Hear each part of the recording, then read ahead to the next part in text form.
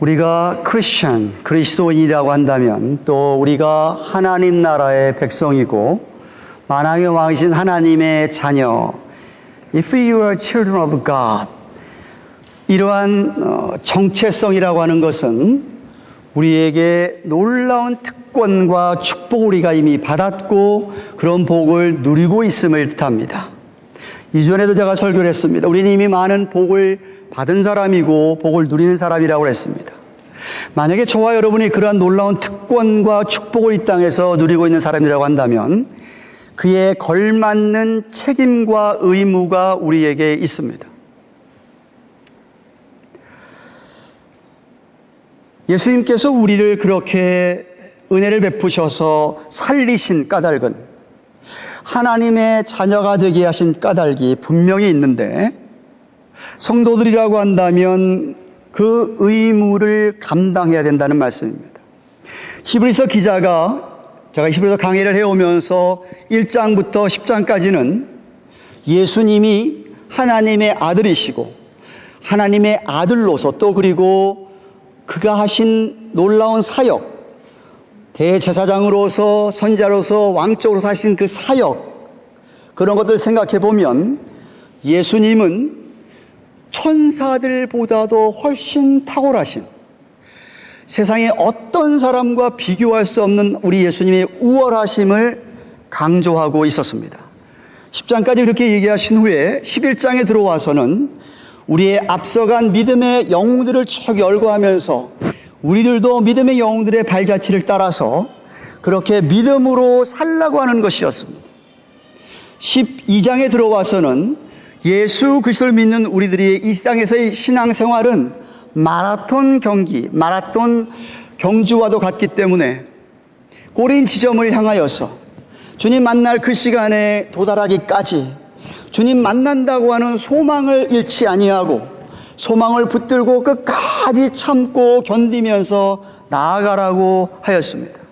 마지막 히브리서 13장에 와서 구체적으로 만약 우리가 하나님을 사랑하는, 정말 하나님의 하신 명령대로 우리가 옆에 사람을 사랑해야 될 의무가 있는 것을 말씀하십니다. 특별히 오늘 읽은 1절부터 3절까지는 그 첫 번째로서 우리가 다른 사람과의 관계를, 정말 여러분이 크리스천이라고 한다면, 하나님 나라 백성이라고 한다면, 하나님의 자녀라고 한다면 우리가 우리 옆에 있는 다른 사람과의 관계를 어떻게 맺고 살아야 할지를 가르쳐 주고 있습니다.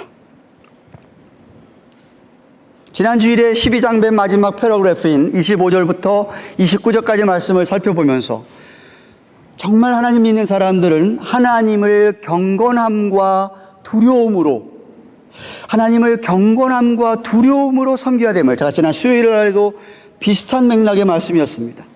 하나님을 경외함으로 섬겨야 하고 하나님을 기쁘시게 해야 될, 그 은혜를 감사하고 하나님을 기쁘시게 해야 되는데, 만약 여러분이 그렇게 하나님을 경외하고 기쁘시게 하려면 1절 말씀에 형제를 사랑하는데 계속해서 사랑하라고 말씀하고 있습니다. 1절 말씀 보십시오. 형제 사랑하기를 계속하고 라고 했습니다. 여기 형제 사랑하기라고 하는 것은 한 단어입니다. 헬라의 원어에 필라델피오, 필레오라는 단어와 아델포스라고 하는 단어의 복수형이 쓰였습니다. 그래서 형제를 사랑하는 것을 가리킵니다. 펜실베니아 필라델피아라는 도시가 그 이름 그대로 그 이름입니다. 브라더리 러브를 가리킵니다. 형제를 사랑하라. 베드로후서 1장 5절에 7절에서 이렇게 이야기합니다.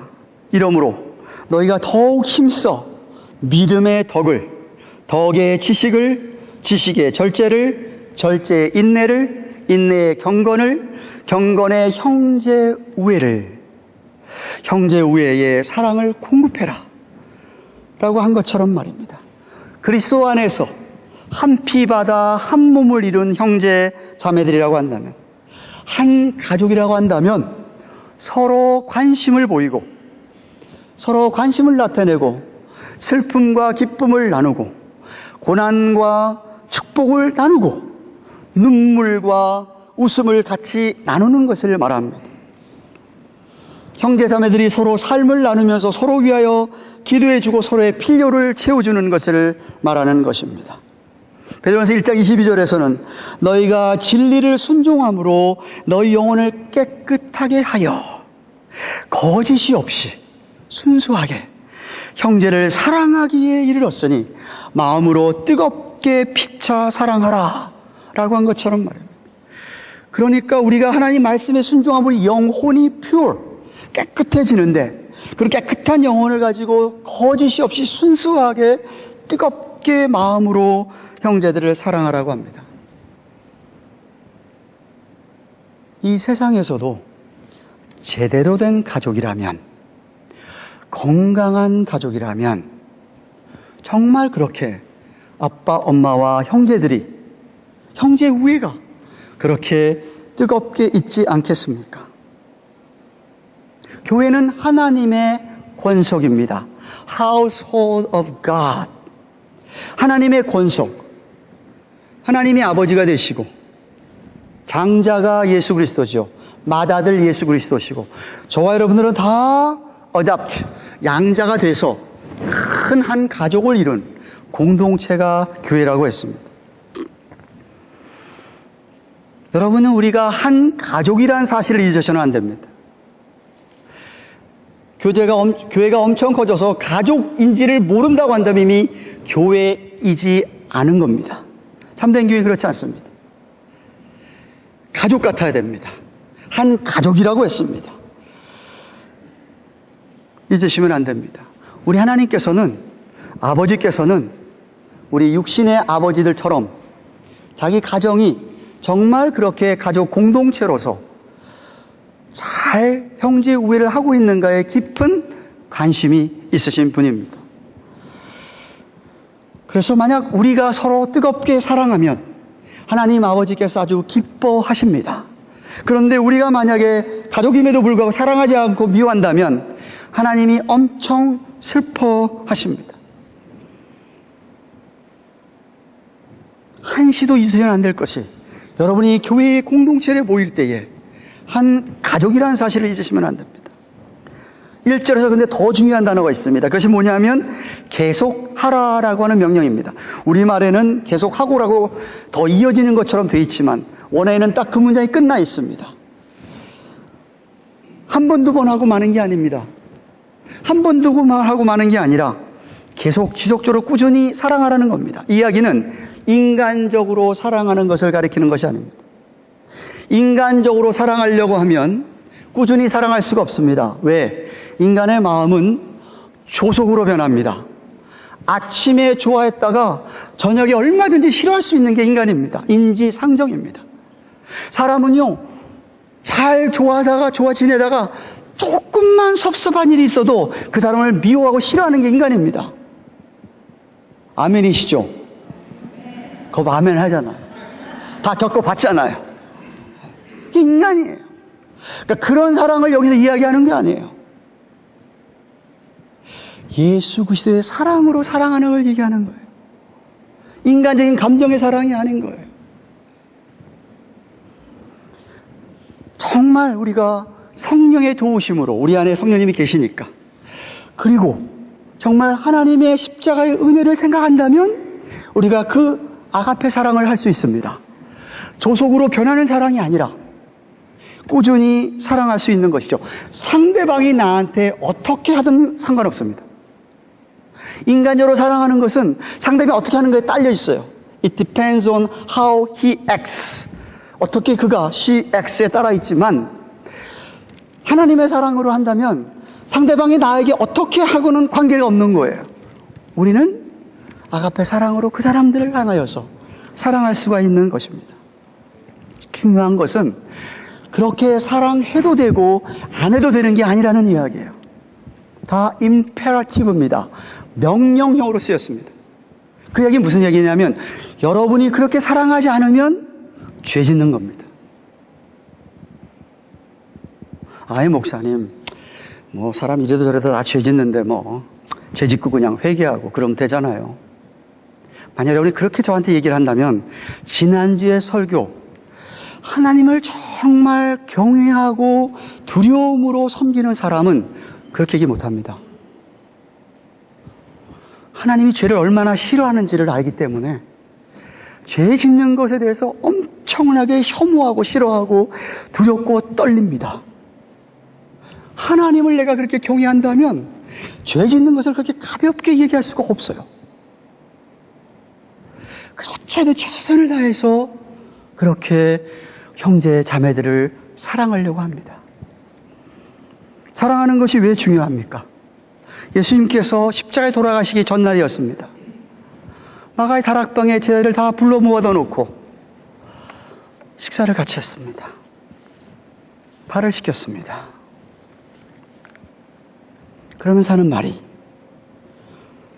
새 계명을 너에게 주노니, 요한복음 13장 34, 35절입니다. 서로 사랑해라. 내가 너희를 사랑한 것 같이 너희가 서로 사랑하면 이로써 모든 사람이 너희가 내 제자인 줄 알리라 그랬습니다. 만약 우리가 예수님께서 우리를 사랑한 것처럼 사랑한다고 한다면 세상 사람들이 우리가 예수를 믿는 제자인 것이라고 알게 된다고, 진짜 성도라고 알게 된다고 말씀하고 있는 겁니다.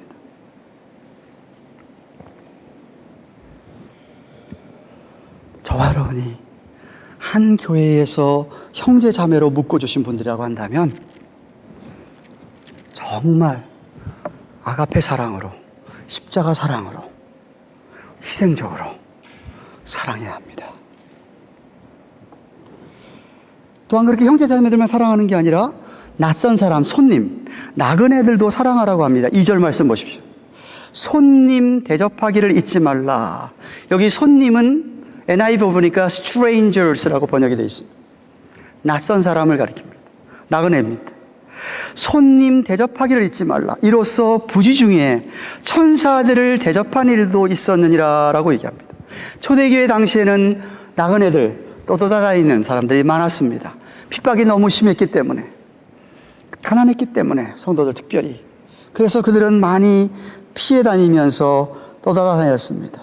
근데 여러분 생각해 보십시오. 만약 여러분이 멀리서 온 나그네를, 여행객을 맞이하는데 그 사람이 돈도 떨어지고 먹을 것도 제대로 못 먹고 여행을 하고 이때까지 왔습니다. 쉴 곳도 제대로 없어서 여관집에 들어갈 돈도 없습니다. 그럴 때 누군가가 그를 초대해서 대접을 해준다고 할 때에 그 사람은 그 사람이 얼마나 고맙겠습니까? 그리고 그렇게 대접하는 사람이 예수 그리스도를 믿는 사람이라고 할 때에 그 사람이 얼마나 예수 믿는 사람에 대하여서 어떻게 생각을 하겠습니까? 예수님에 대해서 어떻게 생각을 하겠습니까?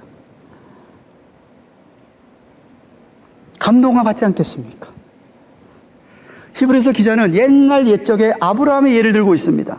아브라함이 한날은 장막문에 이렇게 장막에 앉아 있는데 문 앞에 세 사람이 서 있는 것을 보았습니다. 얼른 뛰어나갔습니다. 영접을 하고 맞이하면서 물을 떠다가 그들의 발을 씻겼습니다. 그리고서는 사라에게, 자기 아내에게 떡을 좀 만들어 내놓으라고 얘기를 하고 하인들에게는 송아지를 잡아서 요리를 해내오라고 합니다. 정성껏 대접을 했습니다. 창세기 18장에 나오는 사건입니다.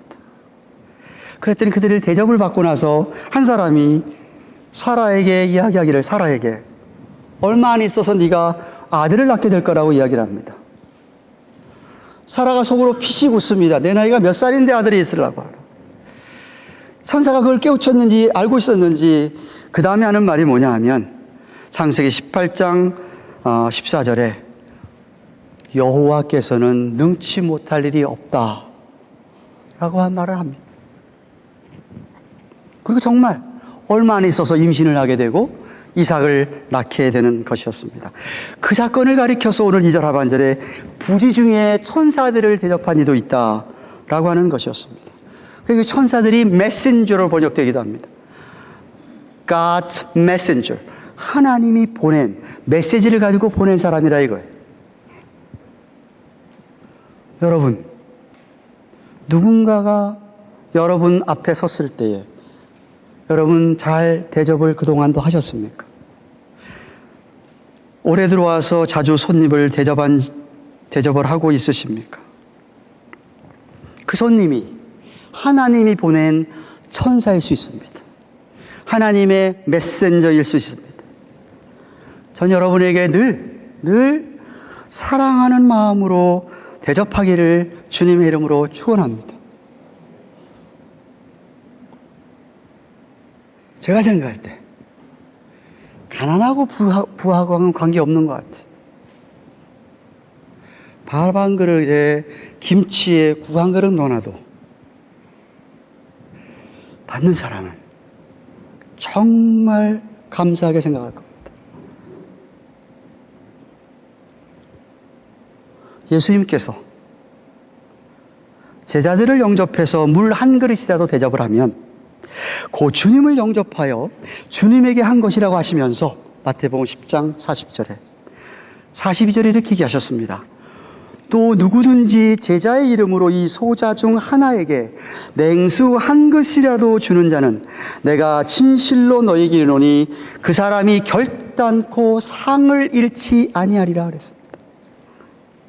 소자 하나라도 사랑하라고 하셨기 때문에 사실 당연히 대접하는데 믿는 사람으로서 우리 주님께서는 상이 있다고 복을 주시겠다고 하셨습니다. 마치 아브라함과 사라가 그 천사들을 부지 중에 낯선 사람들 부지 중에 그렇게 잘 대접해서 아들의 복을 받았는지 말입니다.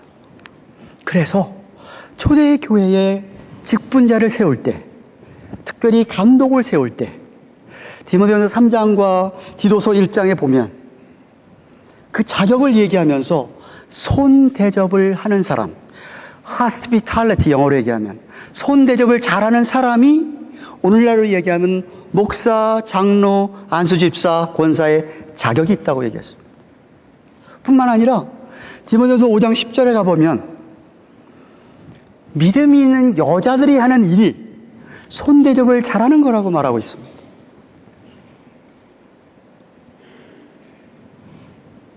잘하고 계십니까? 낯선 사람들에게도. 아니, 사실 그런 사람들만 아니라 성도라고 하면 사랑으로 대접을 해야 되지 않겠습니까? 이런 이야기를 들었습니다. 예수 믿는 가정에 부부가 자신의 가정은 정말 천국이다라고 하는 그러한 기쁜 마음을 가지고 살고 있는 부부가 있었습니다. 어느 날 점심을 부부가 같이 식당에 가서 하면서 식사를 할 때였습니다. 식사를 하는데 건너편 테이블에 한 중년 여인이 혼자 쓸쓸히 식사하는 모습을 보았는데 부인이 남편에게 여보, 오늘 우리 갖고 있는 천국의 기쁨을 나눌 대상이 저 여인인지 모르겠어요. 남편도 고개를 끄덕이더니 그럼 어떻게 하면 좋을까? 아내에게 물었습니다. 아내가 여보, 나는 카드 한 장을 저분을 위해서 쓰고 당신은 저분의 식사비를 대신 치렀으면 좋겠습니다. 부인이 핸드백에서 카드 한 장 메모지를 꺼내서 씁니다. 오늘 하늘나라의 기쁨을 나누고 싶어서 당신의 식사비를 지불합니다. 하나님의 축복이 가득하기를 기원합니다.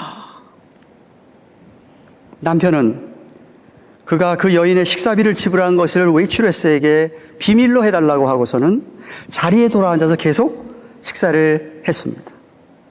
잠시 후 식사를 끝낸 그 여인이 식사비를 지불하려고 카운터로 갔을 때 자신의 식사비가 지불된 것과 누군가가 카드에 메모를 남겼던 것을 알게 되었습니다. 카드를 읽어 내려가던 그 여인은 놀라운 표정을 짓더니 카운터 옆자리에 앉아서 무엇인가 그도 노트에 한자를 적기 시작했습니다. 여인은 연신 그러면서 수건을 꺼내서 눈에서 눈물을 닦아냈습니다. 그리고 입구 카운터에 메모 노트를 남기면서 식당을 떠났습니다. 잠시 후 이 부부가 받아든 노트 쪽지에 이런 메시지가 기록되어 있습니다. 누구신지 모르는 하나님의 천사에게 저는 교회를 오래 다녔지만 요즘은 하나님도 없고 천국도 없다는 결론을 내렸습니다. 저는 우울증으로 고생하다가 남편에게 버림받은 후 이제는 쓸쓸하고 외로운 이 세상을 떠나기로 결심한 여인입니다. 사실 오늘 마지막 점심 한 끼를 근사하게 하고 세상을 떠나기로 했는데 나는 여기서 다시 하나님을 만났습니다. 그리고 천국의 소망을 바라보고 다시 살기로 마음을 먹었습니다. 당신은 하나님이 제게 보낸 천사입니다. 감사합니다. 교회로, 하나님의 품으로 다시 돌아가겠습니다.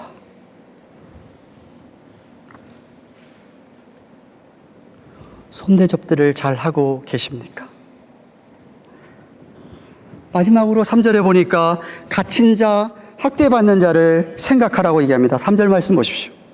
자기도 함께 갇힌 것 같이 갇힌 자를 생각하고 자기도 몸을 가졌은 즉 학대받는 자를 생각하라고 하였습니다. 물론 여기서는 믿음 때문에 핍박을 받고 학대를 받는 자를 기억하라는 말씀입니다. 그 당시에는 너무나 많았습니다. 로마 제국의 핍박이 심했고 유대주의자들의 핍박도 심했습니다. 그래서 형제 자매들 가운데 감옥에 실제로 갇힌 자들도 많았습니다. 근데 그들은 그렇게 갇혀서 고문을 받고 학대를 받고 있음에도 불구하고 나는 괜찮다고, 나는 편하니까 그들에게 무관심하다면 죄라는 겁니다. 우리는 우리 주위에 육체적으로, 정신적으로 고난을 받고 있고 학대를 받고 있는 자들, 심지어 감옥에 갇혀 있는 자들을 생각해 줘야 됩니다. 창살 없는 감옥 같은 곳에서 우울증으로 고통당하는, 나는 그렇지 않다고 그래서 무관심하고 그냥 내버려 두면 안 된다는 이야기죠. 나도 그렇다는 것처럼, 나도 함께 갇힌 것처럼 그들을 생각해 주라, 기억해 주라. 그 사람들에 대한 긍휼심이, 동정심이, 심퍼티가 있어야 된다는 이야기입니다. 좀 가서 만나주고 함께하면서 이야기를 들어줘야 됩니다. 사도 바울도 마지막에 로마 감옥에 갇혔었습니다. 자신이 감옥에 갇혔을 때에 자기를 찾아와주고 돌보아준 빌립보 교인들에게 감사했습니다. 이렇게 합니다. 빌립보서 4장 14절 15절에 그러나 너희가 내 괴로움에 함께 참여하였으니 잘하였도다. 빌립보 사람들아, 너희도 알거니와 나와 복음의 시초에 내가 마게도냐를 떠날 때에 주고받은 내 일에 참여한 교회가 너희 외에는 아무도 없었느니라. 사도 바울이 개척한 교회가 많은데 세상에, 바울이 감옥에 갇혔는데 그를 돌보고 그에게 먹을 걸 주고 가서 찾아가 준 사람들은 빌립보 교회 교인들밖에 없었더란 말입니다. 그래서 에바브로 14편에서 그에게 먹을 것을 갖다 주고 찾아온 그를 향하여서 서신을 전해주면서 이렇게 바울이 얘기합니다. 빌립보서 4장 18절에 이는 받으실 만한 향기로운 제물이요 하나님을 기쁘시게 할 것이라 라고 했던 것입니다. 그러므로 우리는 이렇게 학대를 받고 있거나 핍박을 받는 자들, 어비유즈를 당하고 있는 자들을 당하여서 나 몰라라고 하면 곤란합니다. 방관해서 안 됩니다. 그들을 생각해야 되고 그들을 도와주어야만 합니다. 기도해 주면서 어떻게 하면 내가 도울 수 있을까? 이 말씀을 준비하면서 북한에 있는 믿는 자들을 생각해 보았습니다. 믿음 하나 때문에 온갖 고문을 받으며 정치범 수용소에서 비참하게, 이건 짐승보다도 못한 대접을 받고 살아가는 형제 자매들을 생각해 보았습니다. 그러다가 죽어가는 사람들이 많습니다. 뿐만 아니라 그런 지옥과도 같은 북한을 탈출해서 중국의 꽃제비로 팔려가고 동남아를 거쳐서 어떻게든지 대한민국에 넘어오려고 하는 탈북자들을 생각해 보았습니다. 언젠가 제가 여러분에게 탈북자 이순옥 씨에 대한 간증을 들려드린 적이 있는데 많은 분들이 못 들었기 때문에 제가 이분의 간증을 여러분에게 알려드립니다. 탈북자 이순옥 씨는 원래 함경북도 당 간부 전용 물자 공급 소장을 지낸 고위 공산당원이었습니다. 그러다가 보위대 간부의 뇌물 요구를 거부한 뒤에 정치범으로 몰려가지고 13년형을 받고 평남 개천소 교화소에서 7년을 복역한 후에 추록을 하게 되고 아들과 함께 중국을 거쳐서 탈북에 성공한 사람입니다. 원래 그녀는 김일성 대학 경제학부를 졸업했기 때문에 정치범 수용소에서도 죄수들의 생산 지휘와 재정 업무를 맡게 되어서 수용소 안에 작업장 여러 곳을 가볼 수 있었다고 합니다. 어느 날 재정부장 교도관이 그녀를 불러놓고서는 너는 오늘부터 매일 어떤 공장으로 나가야 되는데 그 공장에는 당과 수령님을 믿지 않고 하늘을 믿는 미친 정신병자 놈들만 모여 있으니 너는 정신을 바짝 차리고 그곳에 가야 한다. 그리고 그 미친 자들하고는 절대로 눈길 한번 마주치지 말아라. 그렇지 않고 네가 그 자들이 믿는 하늘을 믿게 되면 네 목숨은 여기서 끝나게 될 것이다. 단단히 주의를 주었다고 합니다. 그런데 그가 거기 가서 그 사람들을 보는 순간 너무 놀랐습니다. 그들은 사람들 무리 같지 않았습니다. 1500도 이상 시뻘겋게 타오르는 용광로의 고열 노동 작업장이었는데 그곳에서 많은 사람들이 움직이는 거 보았을 때 이거는 무슨 짐승의 무리 같기도 하고 외계인 같기도 하고 도무지 사람의 모습을 찾아볼 수가 없었습니다. 머리에 머리카락이 붙어있는 사람은 하나도 없었고 얼굴은 해골 같고 이빨이 하나도 없었습니다. 잡혀올 때는 정상인들이었는데 거기 와서 하루에 18시간씩 먹지도 제대로 못하고 고열 속에서 노동을 하다 보니 그 사람들은 척추가 녹아내려서 뒷잔등에 혹이 되어 있었고 몸이 다 휘어져서 앞가슴만 하고 배가 마주 붙어 있었습니다. 저는 처음에 그 사람들을 멀리서 보았을 때 모두가 검은 옷을 입고 있는 줄 알았습니다. 근데 가까이 가서 찬찬히 보니 그 사람들은 맨 살가죽에다가 앞에 시커먼 고무 앞치마 하나만 걸치고 있었습니다. 용광로의 뜨거운 불꽃이 앙상하게 말라붙은 살가죽에 튀고 또 튀고 닦지가 않고 그 자리에 쇳물이 떨어지고 또 떨어져서 타버리고 해서 그 사람들의 피부는 한 곳도 성한 곳이 없었고 마치 들짐승의 가죽과 같았습니다. 그러다 어느 날 저는 정말 그곳에서 말로 전하기 힘든 너무나도 끔찍하고 참혹한 광경을 목격하게 되었습니다. 작업장 한가운데 수백 명의 죄수들을 모아놓고 담당 교도관들이 두 명이 눈발에 핏발을 세우고 미친 듯이 고함치고 날뛰고 있었습니다. 교도관들은 수령님을 믿지 않고 이 하늘을 믿는 미친 정신병자 놈들하고 소리조리 지르면서 그 사람들을 차고 때리고 하면서 인간 이하의 취급을 하고 있었습니다. 교도관들은 너희들 가운데서 단 한 사람이라도 좋으니까 이 앞에 나서라. 하나님을 믿지 않고 수령님을 믿겠다고 하면 자유세상으로 보내줘서 잘 살 수 있게 해주겠다라고 하면서 그 사람들을 윽박지르며 하나님을 거부하라고 채찍으로 때리고 발로 차고 했습니다. 그런데 너무나도 이상했습니다. 수백 명 그 사람들은 왜 그런지 아무 대답도 없이 그렇게 매를 맞으면서 침묵으로 맞섰습니다. 저는 너무나도 무서워서 빨리 한 사람이라도 나서야 되는데 그래야 오늘 누가 맞아 죽지 않을 텐데 왜 저렇게 계속 입을 다물고 있나. 저러고 있으면 또 누구를 끌어내다가 밟아 죽일지도 모르는데 빨리 나와야 되지. 한 사람은 나서야 되지 않겠는가. 그렇게 마음속으로 다급하게 생각하면서 문 앞에 서서 무서움과 공포 속에 떨고 있는데 예수를 믿는 그 사람들은 계속해서 침묵으로 대응했습니다. 그때 독이 오른 교도관이 그 사람들에게 달려가서 닥치는 대로 아무나 8명을 끌어내다가 땅바닥에 엎어놓았습니다. 그리고는 구둣발로 밟고 진이겼습니다. 순식간에 피투성이가 되고 허리며 팔다리며 뼈가 부러졌습니다. 그 사람들은 고통 중에서도 몸을 뒤틀면서 짓밟힐 때마다 신음소리를 냈는데 그 신음소리가 너무나도 이상하게 들렸습니다. 저는 그때 주님이 누군지 하나님이 누군지 전혀 몰랐습니다. 나중에 뒤에 알고 보니 그 사람들이 고통 중에서도 몸을 뒤틀면서 짓밟힐 때마다 뼈가 부러지고 머리통이 부서지면서 신음소리처럼 애타게 불렀던 것이 바로 주여, 주여 하는 이름이었습니다. 저는 그 사람들이 당했던 고통의 1000만 분의 1도 제대로 여러분에게 전해주지 못합니다. 미쳐 날뛰던 교도관들은 수령님과 당을 믿는 우리가 사는가 아니면 하나님을 믿는 너희가 사는가 보자 하더니 펄펄 끓는 쇠 물통을 끌어왔습니다. 그리고 피투성이가 된 그 신자들 위에 부었습니다. 그 사람들은 순식간에 살이 녹고 뼈가 타면서 숫덩이가 되어버렸습니다.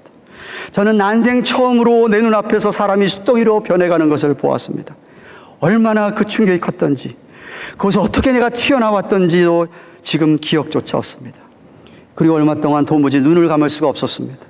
그 정신적 충격으로 눈만 감으면 눈앞에 숫덩이가 된 사람들이 어른거려서 도무지 눈을 감을 수도 없고 잠을 잘 수도 없고 일을 제대로 할 수 없었으며 큰 소리로 비명을 지르고 정신이 들어갔다 나갔다 했습니다.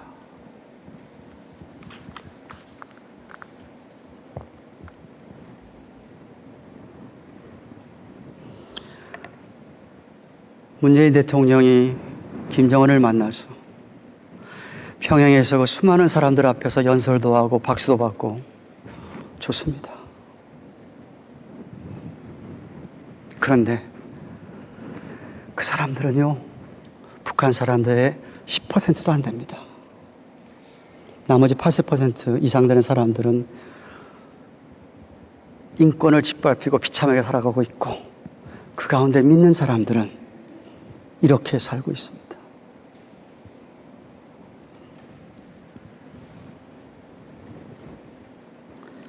탈북자 한 사람 구출해내는데 손인수 목사님께서 말씀하시기를 약 브로커마다 다르지만 4,000불에서 7,000불 든다고 합니다. 저희들이 그날까지 선교연합을 도우면서 몇몇 사람들이 한 달에 20불, 30불이라도 헌금하는 그 돈들이 모여져서 탈북자들을 구출해내고 있는 겁니다. 그런 일에 우리가 동참해야 되지 않겠습니까?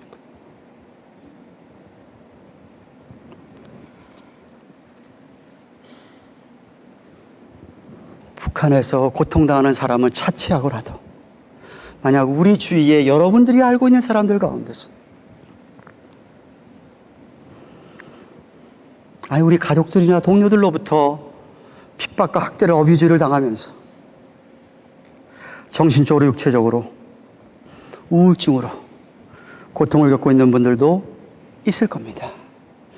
우리가 그런 분들을 그냥 내버려 두면 안 되고 돌보아야 합니다. 주님 마음으로 사랑해야 합니다. 갈라디아서 6장 9절에서 10절 이렇게 얘기합니다. 우리가 선을 행하되 낙심하지 말지니 피곤하지 아니하면 때가 이름에 거두리라. 우리가 선을 행하되 낙심하지 말지니 피곤하지 아니하면 때가 이름에 거두리라. 그러므로 우리는 기회 있는 대로 모든 이에게 착한 일을 하되 더욱 믿음의 가정들에게 할지니라 그랬습니다. 사랑하는 가든교회 교회 여러분, 말씀을 맺습니다. 여러분은 정말 하나님을 경건함과 두려움으로 섬기고 계십니까? 하나님이 여러분에게 베풀어진 사랑에 대하여 정말 감사하며 하나님을 기쁘게 하고자 애쓰고 있습니까? 하나님 사랑하십니까? 그렇다면 당연히 우리의 형제 자매들을 사랑해야 합니다. 꾸준히 변함없이 사랑해야 합니다. 나한테 좀 섭섭하게 한다고 사랑하지 않는다고 한다면 그것은 결코 주님 이야기하는 사랑은 아닙니다.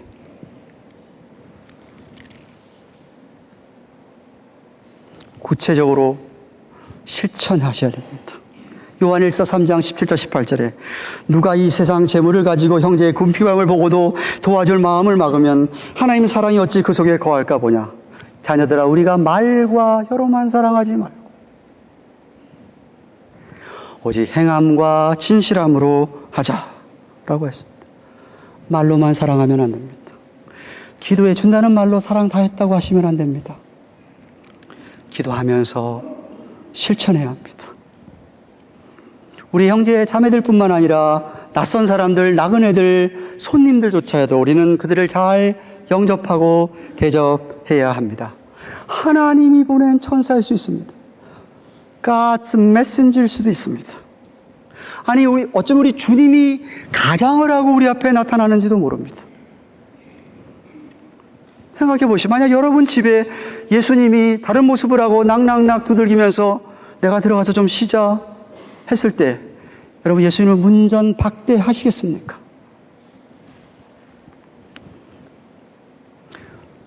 손님들을 영접하고 대접할 수 있어야 됩니다. 당연히 해야 될 일인데도 불구하고 그렇게 하면 우리에게 상이 있다고, 하나님이 복을 주신다고 약속하셨습니다. 믿으시기를 바랍니다. 그리고 지금 내 눈에 보이지 않는다고 믿음 때문에 학대받고 있고 어비주 받고 있는 사람들을 잊으면 안 됩니다. 갇힌 자들을 생각해 줘야 됩니다. 그들을 위해서 기도해 줘야 되고 도와줘야 합니다. 사단 마귀의 세력 아래서 힘들게 살아가는 그런 분들에게 자유를 우리가 열어줘야 됩니다. 그것이 바로 우리의 책임과 의무입니다. 다른 사람이 오늘 이야기한 의무를 안 한다고 그래서 그 사람 우리가 쫓아낼 겁니까? 누가 안 하면 다른 사람이라도 해야죠. 다른 교회가 안 하면 우리 가는 교회라도 해야죠. 목사가 안 하면 장로라도 해야 되고, 장로가 안 하면 권사라도 해야 되고, 권사가 안 하면 안수집사라도, 안수집사도 안 하면 서리집사라도, 평신도들이라도 해야죠. 마땅히 해야죠. 저는 정말 우리 힘으로 안 되는 거지만 우리 안에 계신 성령님의 도우심으로 하나님 앞에서 이러한 책임과 의무를 다하고 살아가는 우리 모두가 되기를 주님의 이름으로 축원합니다. 기도하십시다.